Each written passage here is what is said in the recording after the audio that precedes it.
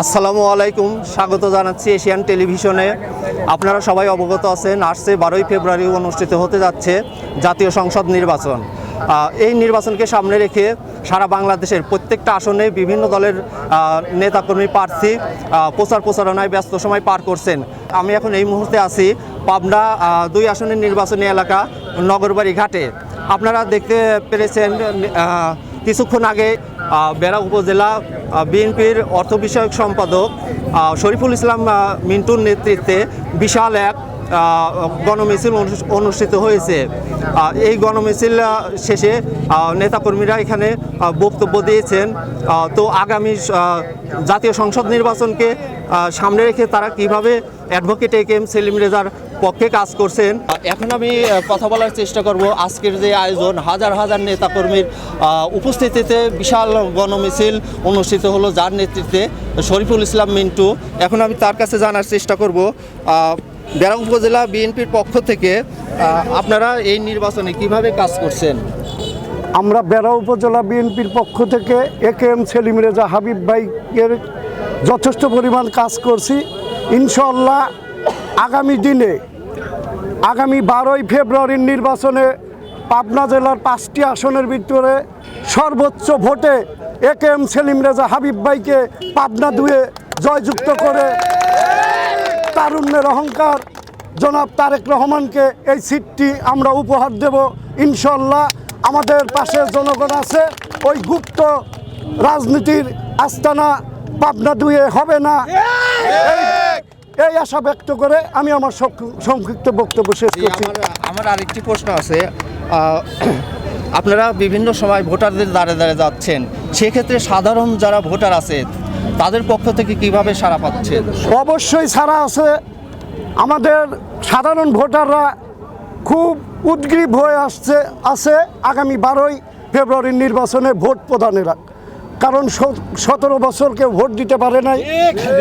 ইনশাআল্লাহ আগামী 12 তারিখে পাবনা 2-এর প্রত্যেকটা জনগণ স্বতঃস্ফূর্তভাবে ভোট কেন্দ্রে যাবে এবং ভোট প্রদান করবে। ইনশাআল্লাহ সেই ভোটে জনাব তারেক রহমান আগামী দিনের প্রধানমন্ত্রী হবে, এই আশা আমরা সকলেই করি। ইনশাআল্লাহ আমরা ওনাকে প্রধানমন্ত্রী হিসাবে দেখতে চাই।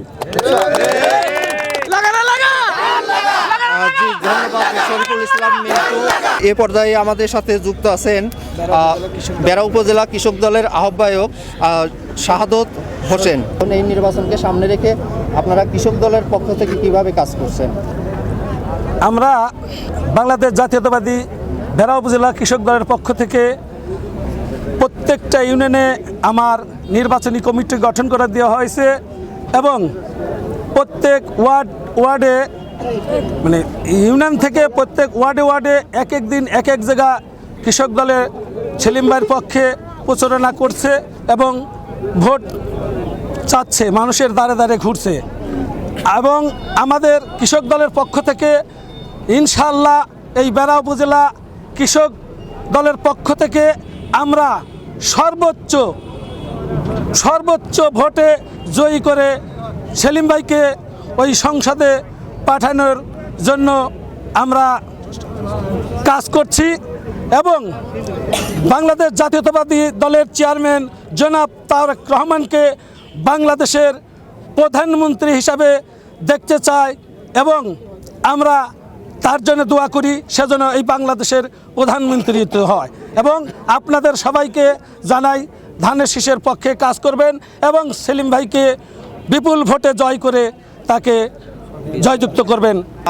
এ পর্যায়ে আমি একটু কথা বলার চেষ্টা করব হাজী মোহাম্মদ রিপন, যিনি এলাকার স্থানীয় বিএনপি নেতা।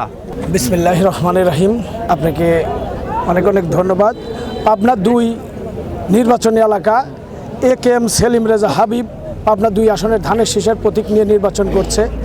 আমরা আশা করি এবং বিশ্বাস রাখি বাংলাদেশের মানুষ এবং পাবনা 2-এর জনগণ সেলিম রেজাকে ধানের শীষে বিপুল পরিমাণ ভোট দিয়ে তাকে জয়যুক্ত করবে।